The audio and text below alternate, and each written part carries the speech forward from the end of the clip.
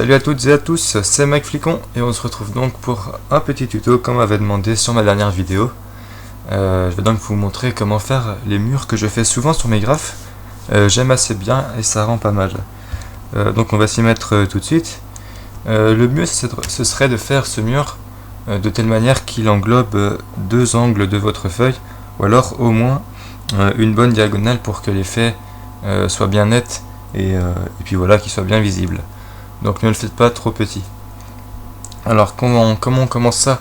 On va donc en fait tracer un trait assez cassé avec la règle. On va partir d'ici, du milieu de la feuille en bas, pour remonter jusqu'à côté de l'angle supérieur. Ça nous fera un joli mur. C'est parti.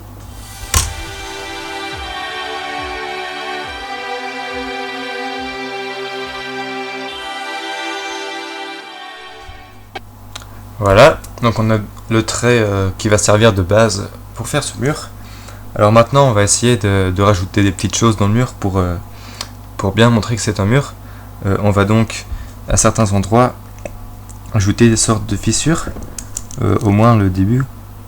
Donc on gomme une partie du mur et on rajoute cette sorte de fissure. On fait la même chose à 2-3 endroits.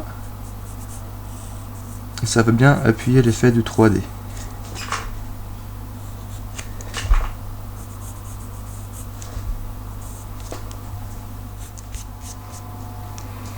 Voilà. Maintenant qu'on a ça, on va également dessiner des morceaux du mur qui se vont détacher du trait. On va donc dans les endroits un petit peu creux comme cela, puis il n'y en a pas beaucoup, on va peut-être en rajouter un ou deux en gommant le trait. On va donc rajouter des morceaux séparés du mur principal.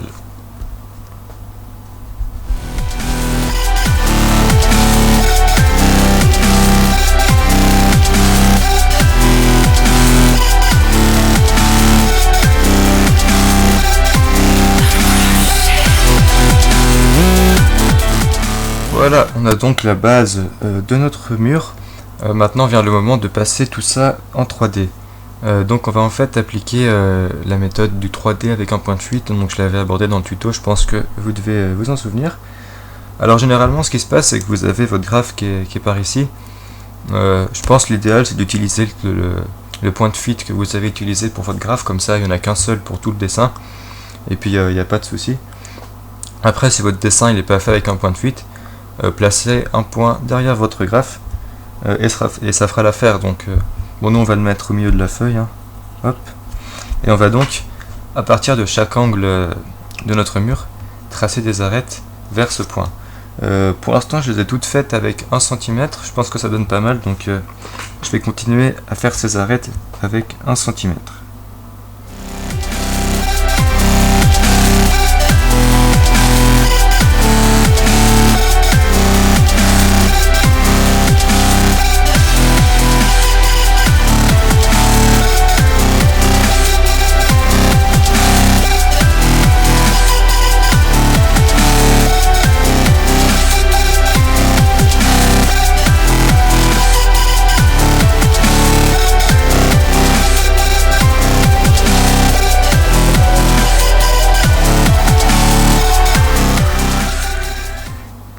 Et voilà, nos arêtes sont maintenant tracées.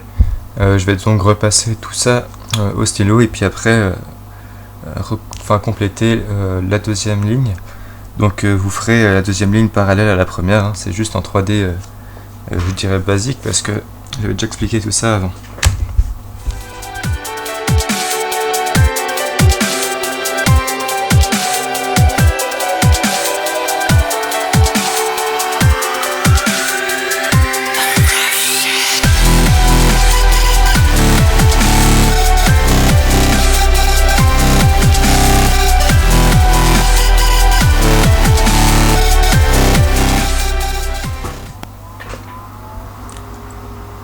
Et voilà, alors maintenant qu'on a tout ça en noir, on va essayer de passer au coloriage.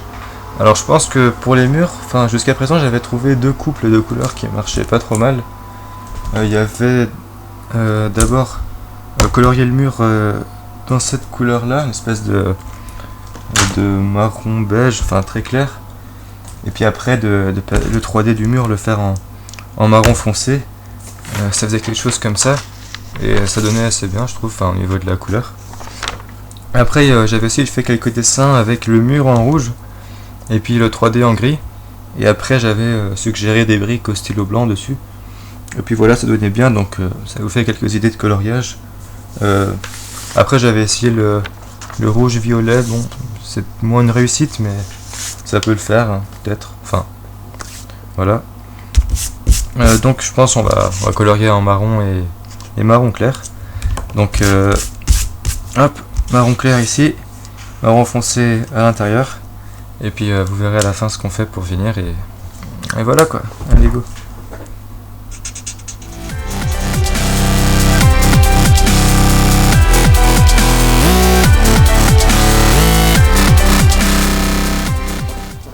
Et voilà, j'ai colorié le mur. Alors bon, je vous disais de le faire gros. J'aurais pas même pu le faire un peu plus grand par ici parce que je trouve que ça fait un peu bizarre là.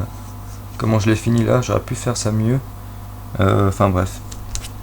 Donc maintenant on va passer avec le stylo noir sur notre coloriage et juste rajouter quelques fissures aux endroits clés, enfin juste dans les angles les plus enfoncés dans le mur. Et puis voilà, ça fera le dernier effet qu'on mettra dans ce mur là. Notez aussi que si votre matos le permet, c'est pas mal de foncer un petit peu les endroits qui sont ici plus renfermés. Moi je l'ai fait avec mes marqueurs, j'ai passé une deuxième couche ici, puis normalement c'est un petit peu plus foncé là que sur le reste. Ça donne pas mal aussi. Voilà. Bon allez, je vais faire des petites fissures.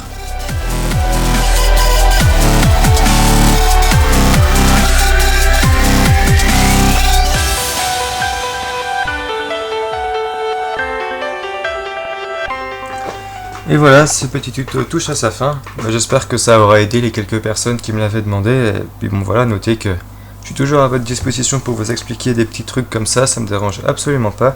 Ça me fait même plaisir. Et puis bon, j'ai plus rien à dire, alors salut à tous et bonne fête.